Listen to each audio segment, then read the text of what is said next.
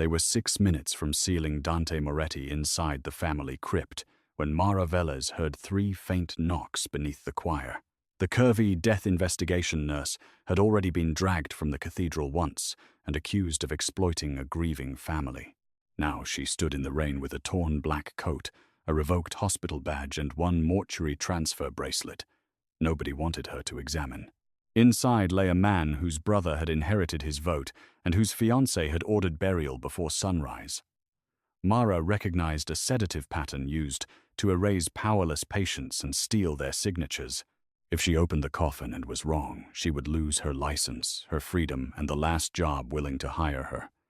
If she walked away, a living man would disappear beneath 6 feet of family honor. So when the priest asked everyone to lower their heads, Mara stepped into the center aisle and said the 4 words that stopped the funeral: "He is not dead." The first person to laugh was Celeste Arden, Dante Moretti's fiancée. Her black silk veil did not move when she turned toward Mara, but the satisfaction beneath it did. "Security already removed you," once Celeste said. "Must grief be made into theater before you understand that you are not family?" Mara kept her hands visible as 2 guards approached from the side aisle. She had learned long ago that frightened men watched hands before they listened to facts. "I am not asking to be family," she said. "I am asking for 90 seconds with the man in that coffin." Uncle Rocco Moretti rose from the front pew with Dante's silver signet ring already fitted around his thick finger. That detail frightened Mara more than the guards. Dante had worn the ring when paramedics brought him into St. Aurelia Medical Center 31 hours earlier. No physician had documented removing it. "My nephew was pronounced dead by 2 doctors, Rocco said. "You were a contract nurse in the basement." The insult landed exactly where it was meant to land. For 11 years, Mara had performed post-mortem intake, reconciled identities, notified investigators, protected personal effects, and caught mistakes before they became permanent. At St. Aurelia, administrators still introduced her as the woman who prepared bodies. They never mentioned the missing wedding ring she had recovered from a laundry chute, the mislabeled veteran she had kept from being cremated, or the 6 families spared the wrong funeral because she checked what others assumed. Invisible labor became visible only when it failed. Mara looked past Rocco toward the walnut coffin beneath the white roses. 3 nights earlier, Dante had walked through the basement after visiting a wounded driver upstairs. He had paused when he saw Mara correcting a resident who had confused 2 identification packets. "Does it matter now?" the resident had asked. Mara had answered before noticing Dante in the doorway. "It matters most now because the patient can no longer correct us." Dante had studied her with the cool impatience of a man accustomed to deciding who mattered in a room. "You delayed the release of one of my employees," he had said. "I prevented you from burying another family's father," Mara replied. He had not apologized. He had merely instructed his attorney to solve the paperwork and walked away. Now that same man lay inside a coffin scheduled to enter a private crypt before the city medical examiner opened for business. The lead guard reached for Mara's elbow. She stepped back before he could touch her. "Do not put your hands on me unless you are arresting me," she said. The guard stopped, surprised by the boundary. From the second pew, Dante's younger sister Sophia pressed a hand against her mouth. Unlike Celeste, Sophia looked exhausted rather than polished. "What did you hear?" Sophia asked. Rocco turned sharply. "Do not encourage this." Mara answered Sophia because she was the only person asking a useful question. 3 grouped impacts from inside the coffin, followed by a pause and 1 scrape. Celeste gave a brittle smile. "The building is old. The coffin is new, sealed, and resting on a padded bier," Mara said. "Stone does not knock from inside walnut." A murmur moved through the cathedral. Rocco lifted one hand, and the room quieted with practiced obedience. "You were suspended yesterday for interfering with the release," he said. "Tell them why." Mara felt every face turn toward her. This was the public wound Rocco had prepared before she arrived. St. Aurelia's medical director had accused her of mishandling Dante's identification after she challenged the time written on his transfer bracelet. The hospital had confiscated her badge and escorted her through the lobby while reporters filmed. By evening, anonymous accounts called her obsessed, unstable, and sexually fixated on a powerful patient she had met only once. Someone had selected photographs from a charity gala where her plum dress showed the tattoo above her left collarbone. The captions converted competence into appetite because appetite was easier to dismiss. I was suspended because I refused to sign a release containing 2 incompatible times, Mara said. Rocco spread his hands as though she had confessed. A clerical discrepancy. A 52-minute discrepancy during which no authorized person can account for Dante's location. Celeste's gaze flickered toward the coffin. It lasted less than a second. Mara saw it because observation was part of her profession, not because she possessed magic. She reached slowly into her coat and removed a clear evidence sleeve. Inside it rested a white plastic bracelet marked with Dante's name, date of birth, and transfer code. That property belongs to this family, Rocco said. It belongs to the chain of identification until an investigation is closed, Mara replied. This is not the bracelet on the body. Sophia stood. How could you know that? Because I attached this one myself when he entered secured post-mortem holding. Mara pointed to a narrow grey line beside the barcode. St. Aurelia uses thermal seals that darken when opened. This seal is intact. The bracelet photographed at Arden House Mortuary has a broken seal and a different final digit. Celeste rose with a movement too quick for mourning. You photographed my fiancée's body. The mortuary photographed its intake as required. Someone expected nobody to compare the 2 records before burial. Rocco nodded to the guards. Remove her. The men advanced again, but Sophia stepped between them and Mara. Open the coffin, she said. Rocco's expression hardened. You are grieving. Then let grief be wrong for 90 seconds. The cathedral doors opened behind them, and a grey-haired physician entered with 2 uniformed officers. Doctor.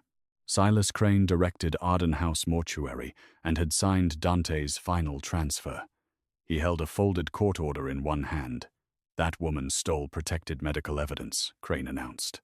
The police are here to recover it. Mara watched one officer reach for his cuffs while rain swept across the marble floor. Then the coffin sounded again. This time everyone heard the knock. The second knock changed the room faster than any command Rocco could give. Sophia turned toward the coffin, and one of the pallbearers stumbled away from it. Father Bellini lowered his prayer book. Even Celeste lost control of her expression for one honest moment. Doctor, Crane recovered first. Air pressure can shift after sealing, he said. Mara faced him. Not in a vented casket. Crane looked at the brass vents near the base, and that small glance confirmed he had forgotten they were there. Open it, Sophia demanded. Rocco stepped into the center aisle. No one touches my nephew without lawful authority. Mara held up the transfer bracelet. You brought 2 police officers to enforce a recovery order, so lawful authority is standing 10 feet away. The older officer introduced himself as Lieutenant Aaron Price. He did not look pleased to be participating in a family argument. The order covers hospital property, Price said. It does not authorize opening a coffin. Then call emergency medical services and report possible signs of life, Mara replied. You do not need a warrant to prevent a burial. Price studied her, then signaled his partner toward the doors. Rocco's voice dropped. Lieutenant, remember who funds the widows program in your district. Price's face became still. I remember exactly why public donations should never purchase private obedience. He made the call himself. Rocco's influence had met a boundary, and Mara saw how unfamiliar that looked to him. Celeste moved beside Crane and whispered something beneath the organ balcony. Mara could not hear the words, but she saw Crane check his watch. Time mattered to them. It mattered because the sedative was changing, the burial permit was waiting, or someone outside the cathedral expected a confirmation. What happens if the coffin stays closed for another 10 minutes? Sophia asked. Mara chose accuracy over reassurance. If Dante is breathing restricted airflow, and his position could worsen oxygen loss. If the sound came from something else, we lose 10 minutes and learn that I was wrong. That is not an equal risk. Sophia crossed to the coffin and gripped the brass handle. Two pallbearers joined her before Rocco could stop them. The locking key was missing. Crane said the funeral director carried it, but the director had vanished from the vestibule. Mara knelt beside the bier and examined the seal without touching it. A blue custody strip crossed the central latch. The printed time read 5:12 a.m. The cathedral security log showed the coffin had arrived at 4:46. Someone had sealed it after arrival outside the mortuary's documented control. "Photograph everything before we break it," Mara told Price. He handed his partner a department camera. Rocco scoffed. "You are taking orders from a suspended basement nurse." Price photographed the strip. "I am following the only person who has explained why the details matter." She directed the pallbearers to stabilize the coffin, while Price cut the custody strip. The lid lifted less than 2 inches before catching against an internal latch. Mara slid 2 fingers into the gap and felt a nylon restraint tied beneath the lid. "Someone fastened it from inside the lining," she said. This had not been a rushed medical mistake. Someone had made the coffin difficult to open after it reached the church. Price used a utility blade to cut the restraint. Dante Moretti lay in a charcoal suit, with his hands folded over his abdomen. His face appeared peaceful, because someone had arranged peace upon it. Mara touched 2 fingers to the side of his neck. Nothing came immediately. Celeste released a breath. Mara waited through the full interval, instead of surrendering to the room's impatience. A pulse so slow that a hurried examiner could miss it. "He has circulation," she said. Crane pushed forward. "That is impossible."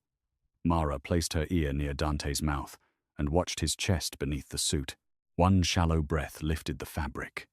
"Call the ambulance crew into the nave now." Price relayed the order. Sophia reached toward her brother, but Mara stopped her gently. "Let us create space and keep his airway clear."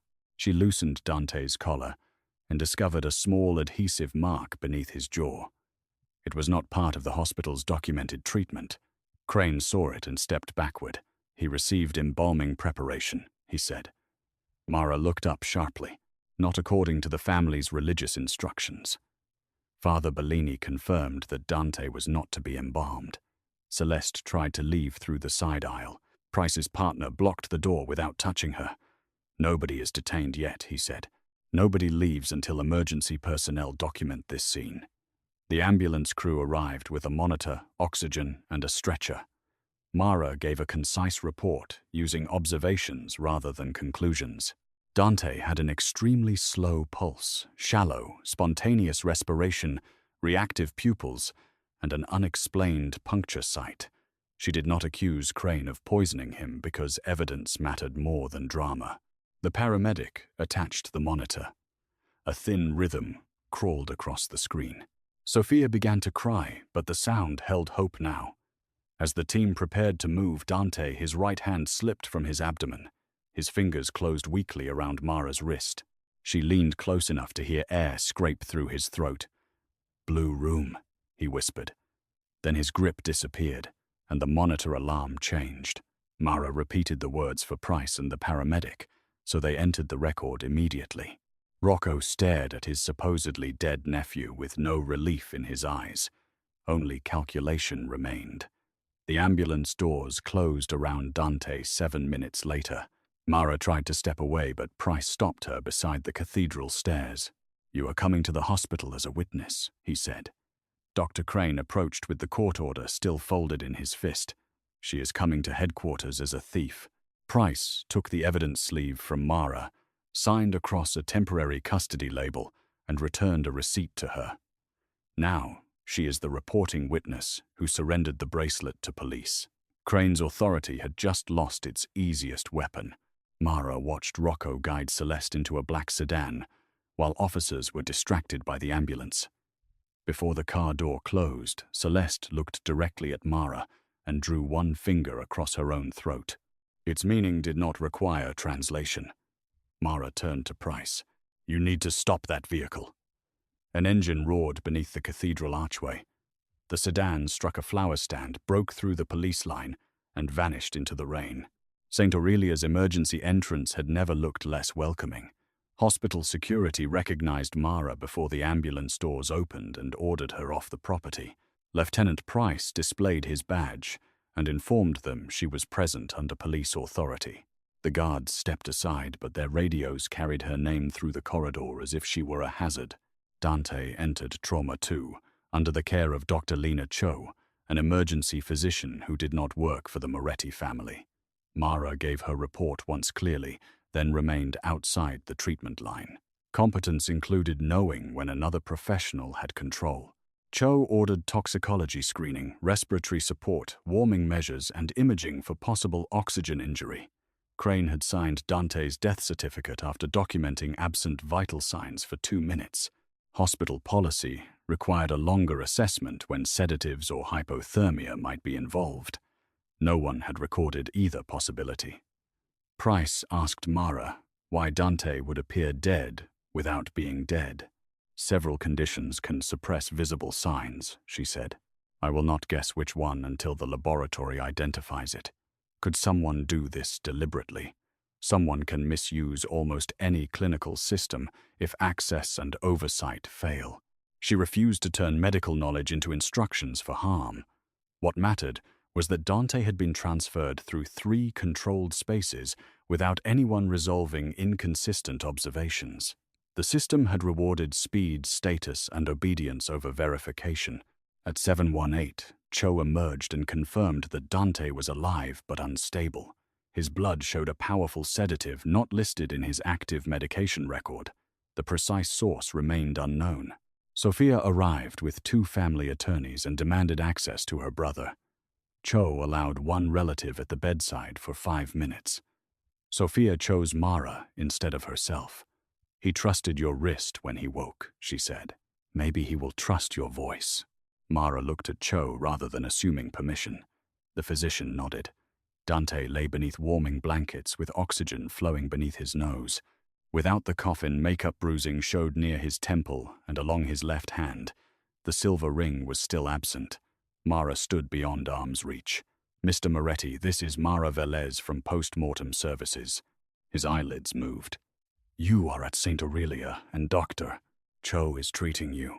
Your sister is safe. At that tension eased in his jaw. You said blue room at the cathedral, Mara continued. Can you tell me what it means? Dante opened his eyes for less than a second. House, he breathed. Which house? Mortuary. The monitor accelerated and Mara stopped questioning him. You have answered enough. His fingers moved against the blanket as though searching. Mara offered her hand but waited without touching him. He turned his palm upward. Only then did she place 2 fingers against it. They said you were dead, she told him. I did not believe the paperwork. The corner of his mouth moved with exhausted recognition. You delayed my employee, he whispered. I corrected his identity. Still arguing. Still alive. His faint smile disappeared when the door opened. Hospital counsel entered with Rocco's attorney and ordered Mara out. Dante's grip tightened once before releasing her.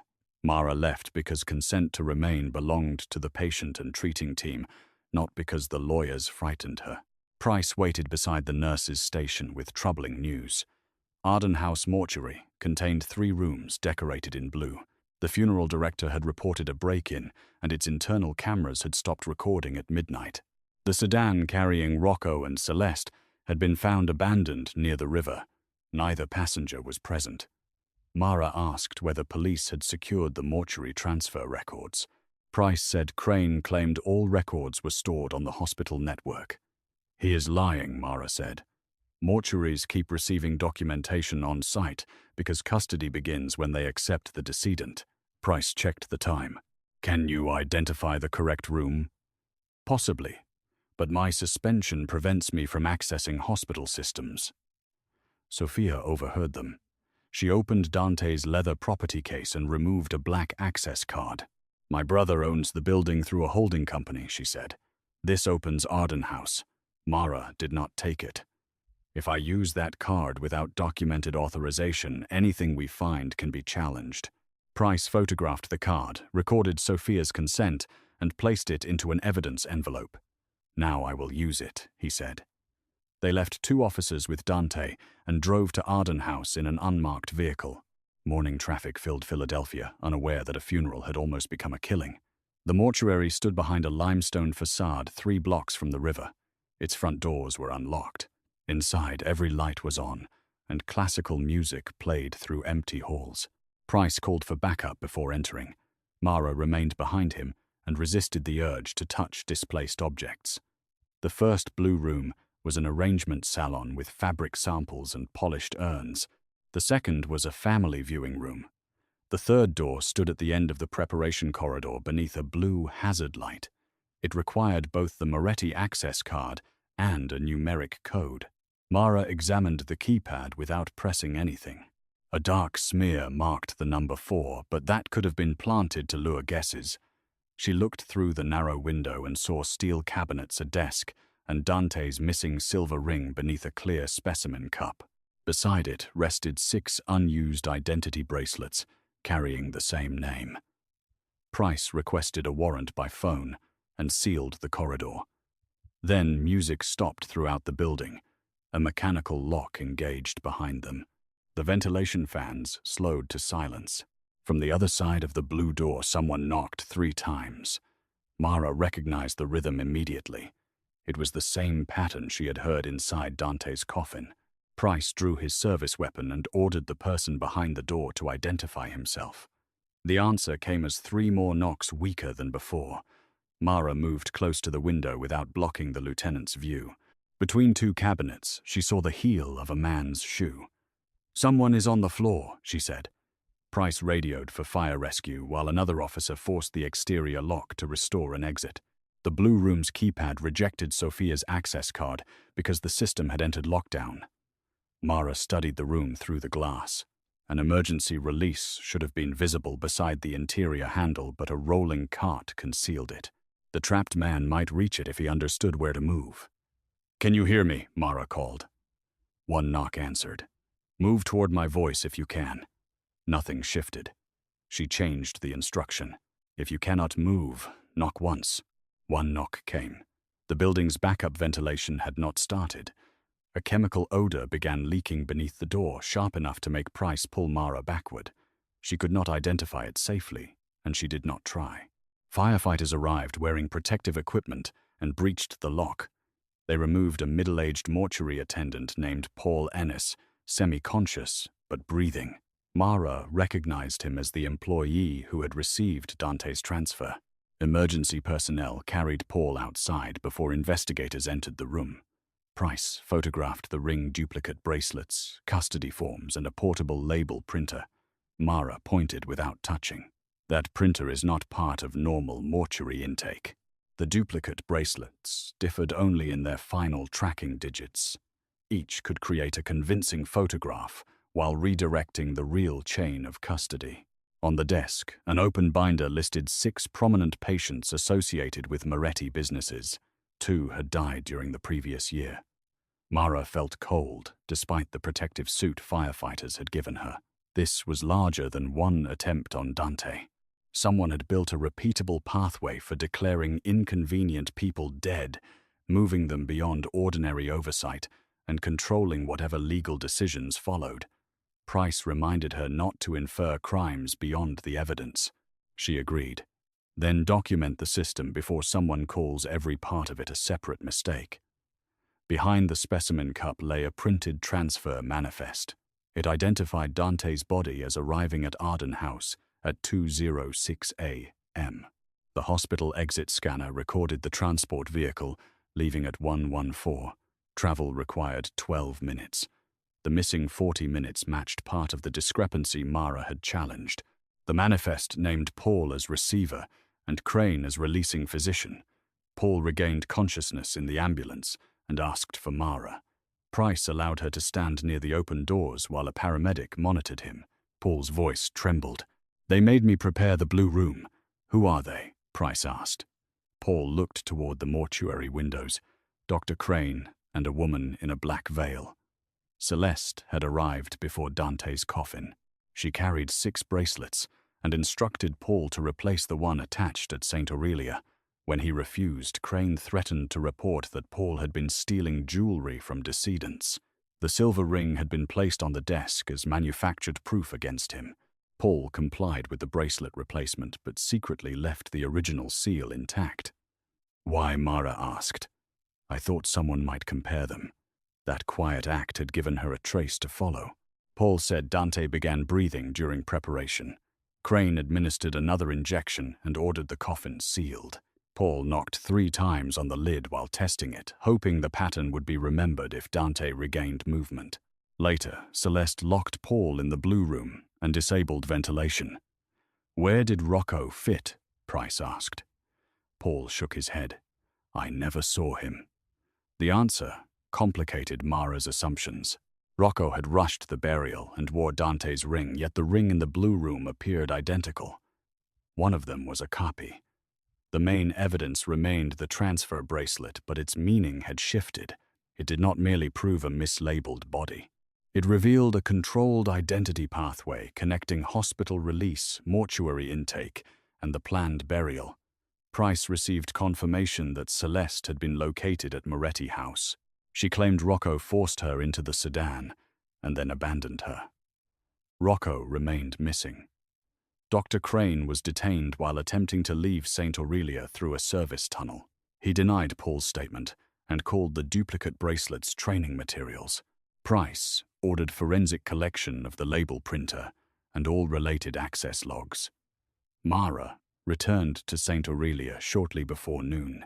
Dante had regained consciousness but refused to speak with police until Sophia arrived.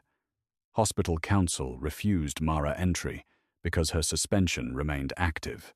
She sat in a public waiting area, wet shoes beneath a plastic chair, while executives crossed the polished lobby without meeting her eyes. At 1223, the chief nursing officer delivered a letter terminating her contract. The stated reason was unauthorized removal of patient property. Mara read it twice, folded it, and asked for a copy of the appeal policy. The executive seemed surprised that she did not beg. Mara had spent years saving enough money to survive a professional dispute. She also had an unanswered offer from the Maryland office of the chief medical examiner. The position carried supervisory authority, a higher salary, and no private family capable of burying her objections. She emailed her acceptance from the waiting room. For the first time since the funeral, she possessed a clean exit. She did not need Dante's gratitude, Sophia's influence, or Moretti protection to rebuild her life. When Sophia finally came downstairs, Mara handed her the termination letter. I leave for Baltimore in 48 hours, she said. I will provide a witness statement, but I will not become your family's private nurse. Sophia nodded with visible respect. Dante asked to see you, as a witness or an employee. As the woman who kept him above ground, Mara entered only after Dr. Cho approved. Dante looked stronger, though anger sharpened the exhaustion in his face. He noticed the folded termination letter in her hand. I will buy the hospital, he said. Mara stopped beside the door. Then you learned nothing in the coffin. Dante dismissed Sophia and the attorney with a look, but Mara remained beside the door. I offered to correct what they did to you, he said. You offered to replace one man's control with yours. St. Aurelia punished you for saving my life. Then support an independent investigation and let their process expose it. Processes failed me, because powerful people taught everyone beneath them that obedience mattered more than accuracy. Dante absorbed the accusation without raising his voice. His stillness carried more weight than another man's shouting. You believe I created this, he said. I believe you benefited from a culture where staff were afraid to slow your family down. That culture moved you from a hospital bed into a coffin. The monitor traced a faster rhythm. Mara did not soften the truth to protect his pride. Dante looked toward the window. When I challenged you in the basement, I thought you were using procedure to feel important. I remember. You were protecting a stranger's name. Yes. And today you protected mine after I treated your work like an inconvenience. That was the first rung of recognition spoken aloud. It was not yet accountability, but it was more honest than an offer to purchase a hospital. Why Baltimore? He asked. They are offering me supervisory authority over identification review. Will you take it? I already did. Dante's jaw tightened, not with anger, but with the realization that she could leave. Then why are you still here? Lieutenant Price needs my statement, and your sister deserves to know whether her family remains in danger. Not because of me. Mara met his eyes. Your life has value, but it does not own mine. He nodded once. Understood. Price entered with news that altered the investigation again. The ring Rocco wore at the funeral was authentic. The one recovered from the Blue Room was a plated copy carrying a hidden storage key inside its band. The key opened a cabinet containing recordings of medical consent meetings involving Dante and other Moretti leaders. Someone had collected private statements that could be edited, withheld, or released during succession disputes. The transfer bracelet connected Dante to that room, but Price still needed to prove who controlled the pathway. Celeste blamed Rocco. Crane blamed Celeste. Rocco could not be located. Paul identified both Crane and Celeste, but had never seen Rocco at the mortuary. Dante closed his eyes. Rocco knew the burial schedule because I approved it years ago. Every Moretti leader filed private funeral instructions as part of continuity planning. Only Dante, Sofia, Rocco, and family council could access them. Celeste gained access after their engagement, supposedly to respect his wishes.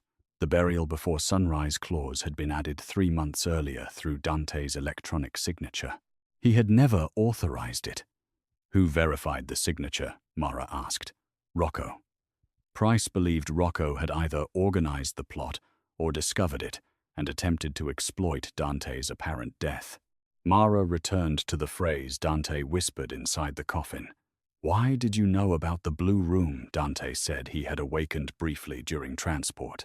Through half-closed eyes, he saw blue light and heard Celeste argue with Crane. She demanded confirmation that the archive would survive the burial. Crane told her the bracelets protected everything. Dante lost consciousness before understanding more. The word archive suggested the recordings, but Mara sensed an unresolved professional detail. Duplicate bracelets could redirect an identity. They could not protect digital recordings by themselves. The barcode must function as an index or access token inside another system. Price requested a technical analysis. Before he could leave the hospital, fire alarms sounded. Staff began moving patients according to emergency procedure. Dr. Cho entered and said smoke had been detected in the records wing. Mara immediately understood what the villains needed destroyed. The original post-mortem scanner is in that wing, she said. It contained the timestamp, proving when she attached Dante's genuine bracelet. Without it, defense attorneys could claim she created the bracelet after the funeral. Dante pulled at his monitor leads. Stop them. Mara pressed the call button instead of allowing him to rise. Your job is to remain a living witness. Price ran toward the records wing with hospital security. Mara guided Dante's bed toward the designated smoke compartment with the nursing team. She was no longer employed there, yet she knew the evacuation routes better than the executives issuing contradictory orders. At the corridor junction, an orderly directed them toward an elevator marked out of service. Mara recognized him from no department roster. His badge displayed a photograph that did not match his face. Use the west fire doors, she told the team. The false orderly reached beneath his jacket. Dante saw the movement and tried to place himself between the man and Mara. His legs failed beneath him. Mara caught his shoulder while a respiratory nurse pulled the bed across the corridor. Price appeared from the stairwell and ordered the man to show his hands.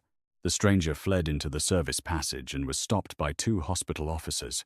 He carried no weapon, only a portable scanner capable of copying barcode data. The smoke came from a waste bin and was contained within minutes. The attack had been designed as distraction, not destruction. Someone wanted access to Dante's bracelet, while everyone watched the records wing. Mara realized the genuine bracelet was no longer with police at the hospital. Price had transferred it to Central Evidence that morning. Only a handful of people knew its location. His phone rang before she could speak. The evidence courier assigned to the bracelet had been forced off the road. The sealed package was missing. The main proof that had saved Dante's life was now in the hands of the person who wanted him buried. Price confirmed that the courier survived with minor injuries and remembered a dark delivery van blocking the intersection. The evidence package had been inside a locked case chained to the vehicle. Whoever took it knew the route, the timing, and the exact item to remove. Mara asked who authorized the courier transfer. Price checked the digital order. His own credentials appeared beneath it. He had not submitted the request. The conspiracy now reached either police administration or a system trusted by it. Dante wanted Moretti's security deployed across the city. Price refused to turn a criminal investigation into a private manhunt. Mara supported him. Uncontrolled searches will warn the person holding the proof and frighten innocent witnesses, she said. Then tell me what responsible action looks like. The question marked movement from reliance toward respect.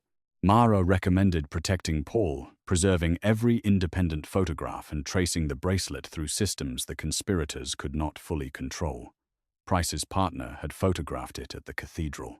Arden House had photographed the replacement during intake. The hospital scanner stored a local checksum, even if its main image disappeared. None alone carried the physical seal, but together they could establish continuity until the object was recovered. Price arranged sworn copies before another false order could move them. Dante authorized Sophia to provide all family access logs without conditions. He also suspended Rocco's authority, instead of quietly protecting the Moretti name. For the first time, Mara saw accountability taking material form. At sunset, Maryland emailed her travel documents and temporary housing information. She was expected in Baltimore the following evening. Mara printed the contract and placed it inside her bag. Her exit remained real, immediate, and better than anything St. Aurelia had offered. She intended to leave after completing her police interview. Sophia asked her to stay through an emergency family council scheduled for morning. The council would confirm whether Dante remained competent to lead and determine who controlled the Moretti charitable holdings. Rocco's attorney had submitted a petition claiming Dante suffered irreversible brain injury. The petition relied on Crane's original death assessment and a new statement from Celeste describing Dante as confused and violent before hospitalization. If approved, Rocco would gain authority to dissolve the hospital trust before police finished the investigation.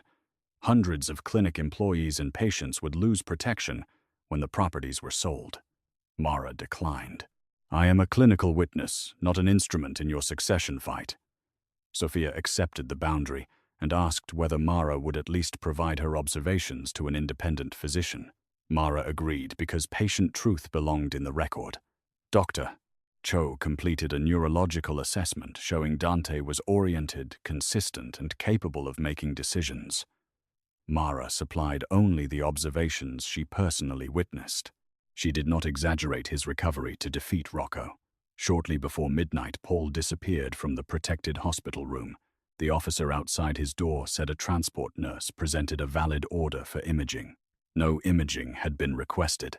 Security footage showed Paul leaving in a wheelchair beside a woman wearing St. Aurelia scrubs and a surgical mask. Her badge identified her as Mara Velez. Mara's revoked credentials had been reactivated long enough to move the witness. Hospital counsel immediately accused her of coordinating the disappearance. Price knew she had been with him during the relevant period, but the forged access trail threatened her license and Maryland appointment. Mara could leave, immediately preserve her contract, and allow police to pursue Paul without her. Dante offered a secure car to Baltimore. "No condition and no debt," he said. "If leaving protects your future, leave." That was the autonomy respect she had demanded. He was prepared to lose the person who could help him because her freedom mattered more than his need. Mara took the travel documents from her bag and looked at the departure time. Then she remembered Paul's words in the ambulance. He had kept the original bracelet seal intact because he hoped someone would compare it. Now, a system was using her identity to erase him, just as it had used medical authority to erase Dante. If she left without resolving the stolen credential, every future challenge could be dismissed as the work of an unstable nurse. She tore the boarding pass in half but kept the Maryland contract. "I am not staying for your counsel," she told Dante. "I am staying until Paul is safe and my name no longer opens doors for criminals. What do you need? No private retaliation, full access logs, and your promise that Paul can testify without owing your family anything. Dante agreed to all three conditions in front of Price and Sophia. Chosen loyalty did not feel like surrender. It felt like selecting the principle she refused to abandon. Mara reviewed the footage of the false transport nurse. The woman's face remained hidden, but she moved the wheelchair with her left hand while scanning doors with her right. Celeste was right-handed in every photograph from the funeral. Rocco walked with a cane and could not match the figure's stride. The figure wore a mortuary removal pouch folded beneath the wheelchair seat. That detail suggested Crane, or someone trained by him. Mara paused on the moment the elevator opened.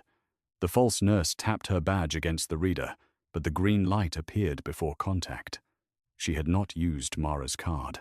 Someone inside hospital security remotely opened each door while manufacturing Mara's access trail. The director of hospital security was Nolan Voss, Rocco's former driver, and the man who had ordered Mara removed from the cathedral the first time. Voss also controlled the courier schedule used to move evidence from St. Aurelia. Price secured a warrant for his office and residence. Voss had already cleared both locations. His terminal showed one final remote entry into the abandoned St. Gabriel Clinic, a property scheduled for sale after the family council. Dante knew the building. Its basement once served as a temporary mortuary during a city emergency. Mara understood why Paul had been taken there. The clinic possessed old cold storage rooms, private ambulance access, and no active patient census. It was the perfect place to make a living witness disappear as an unidentified body. Price refused to enter St. Gabriel Clinic without tactical support, and Dante honored his promise not to send private men ahead. Mara provided the building's old medical layout from memory. She had worked emergency identification there during a flood 8 years earlier. 2 basement corridors connected cold storage to a loading dock beside the river. Voss could move Paul without crossing the main lobby. Police surrounded the property while fire rescue prepared for possible hazardous exposure. Mara remained in the command vehicle until Price requested help interpreting a live camera feed. One basement camera showed 3 covered stretchers and a wheelchair near an unused examination room. The figures beneath the covers did not move. Mara asked the operator to magnify the identification board. Each stretcher carried a handwritten number rather than a legal name. That violated every modern intake safeguard and made later substitution easier. Another camera showed Voss standing beside Paul with a phone pressed to his ear. Paul appeared conscious but restrained at the wrists. Mara could not hear the conversation. She watched Voss glance repeatedly toward the cold room temperature display. He was waiting for a deadline rather than guarding a prisoner. Price's team entered through the loading dock. Voss triggered the fire suppression system and filled the corridor with white vapor. Visibility vanished from the cameras. Mara directed responders to the secondary ventilation controls outside the old chapel. Her knowledge shortened the delay without placing her inside the operation. Police reached Paul and arrested Voss near the river exit.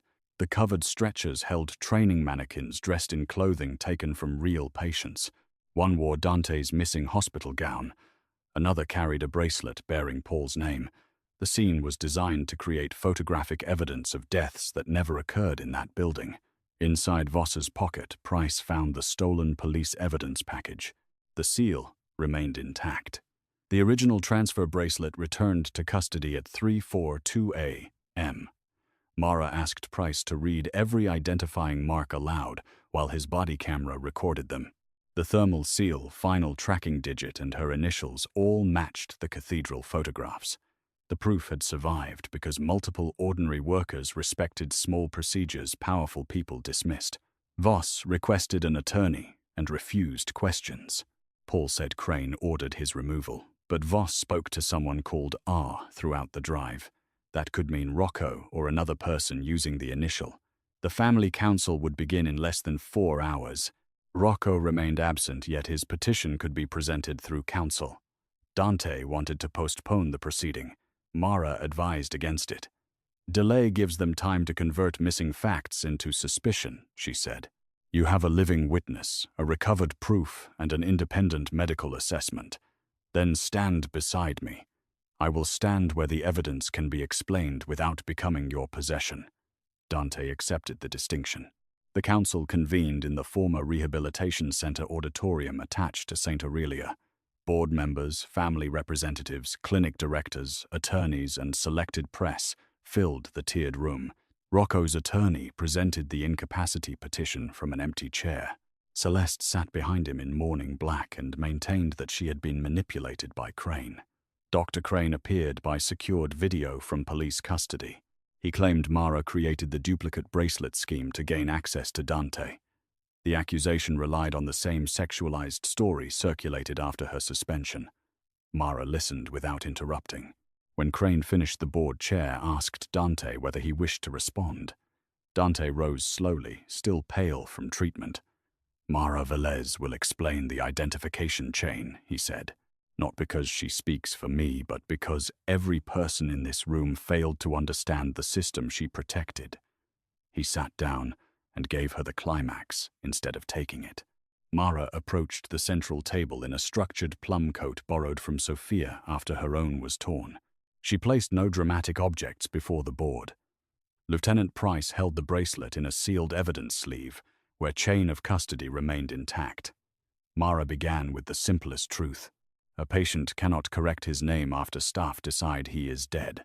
She described attaching the original bracelet at St. Aurelia and showed the intact thermal seal. She explained the incompatible transfer times without technical clutter. The hospital released Dante at 114 Arden House, documented receipt at 206, and no authorized record accounted for the missing interval. The mortuary photograph showed a different final digit and a broken seal.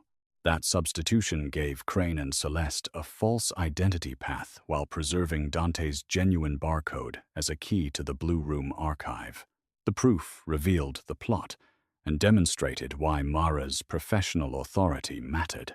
Crane tried to interrupt, but the board chair muted his feed. Celeste stood and called Mara an obsessed contract worker.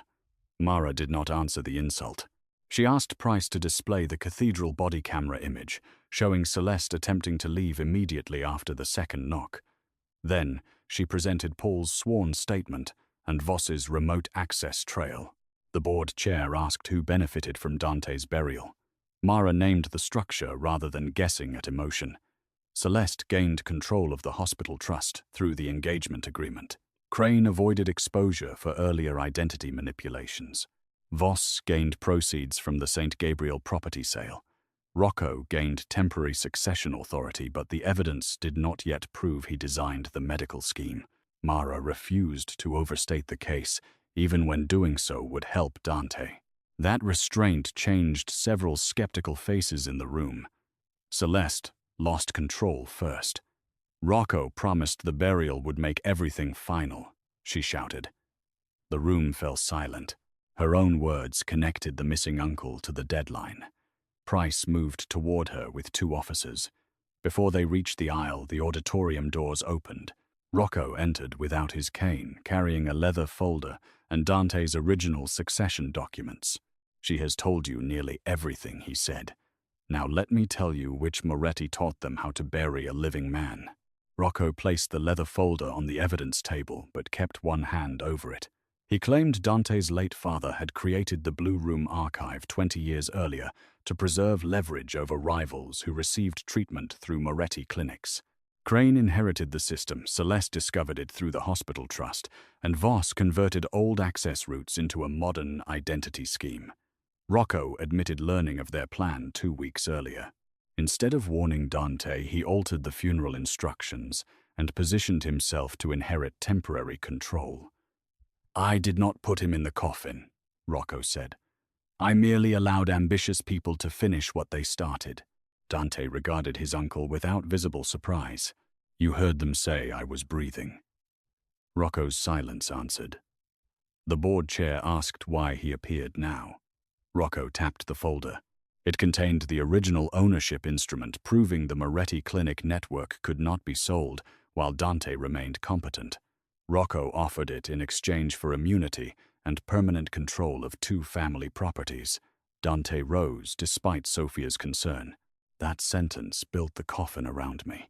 He instructed family counsel to release every document to investigators without private conditions. He also waived contractual secrecy for employees who testified about medical or identity manipulation. Rocco's face changed when he realized the Moretti name would no longer shield him from the system he exploited.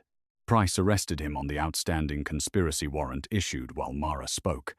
Celeste was detained for attempted murder, evidence tampering, unlawful restraint, and fraud-related charges subject to formal review. Crane and Voss remained in custody while Paul entered an independent witness protection arrangement funded through the court rather than the Moretti family. The board rejected the incapacity petition and froze every proposed property sale. St. Aurelia's chief nursing officer attempted to describe Mara's termination as a misunderstanding. Mara unfolded the letter and read its stated reason into the public record. "You punished an employee for preserving the evidence that saved your principal donor," she said. "That was not a misunderstanding." The executive offered reinstatement with back pay. Mara declined. Returning to the same powerless contract would price her labor without changing the structure that erased it. The board chair asked what meaningful correction required. Mara named 6 conditions without looking to Dante for permission. An independent patient identity office would report to the full board rather than hospital council. Its director would have authority to stop any transfer, burial release, or destruction of records when identity remained disputed. Finally, the director would hold a voting seat on the hospital ethics committee and the right to refuse all Moretti family orders.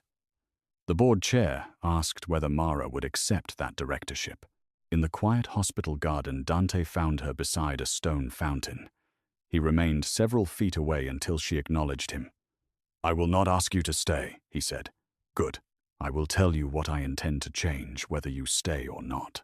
He had signed a resolution surrendering the Moretti family's unilateral control over the hospital trust. 3 community representatives, 2 clinical workers, and an independent ethics chair would replace that authority. He also placed his own medical decisions under the same safeguards as every other patient. "No private exception for the man whose name is on the building," Mara said. No exception. Instead, he handed the signed resolution to Sophia and asked her to file it before Mara answered. The power transfer would occur whether or not he received her loyalty. "Maryland offers me a clean beginning," Mara said. "You should take it if it is the life you want. And if I want to build the office I spent 11 years wishing existed, then the board should negotiate with you, not me."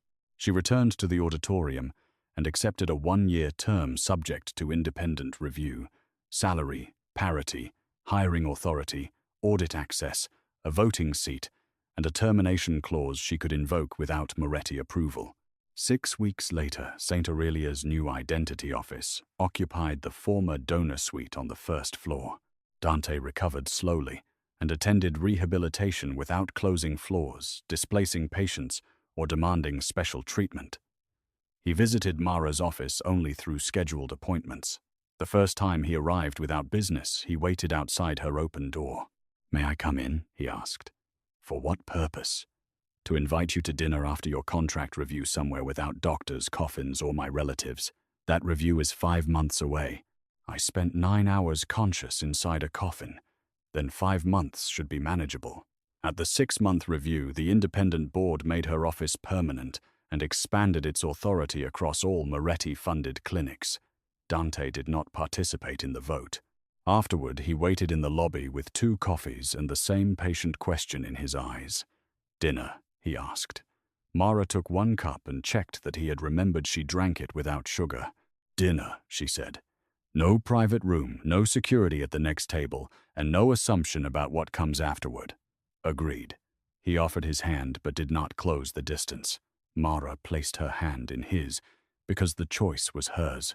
Outside evening light crossed the hospital windows, where her name now appeared beside the words Independent Patient Identity and Ethics Director. The transfer bracelet remained sealed in police evidence, ordinary plastic carrying the weight of a life the powerful had tried to erase.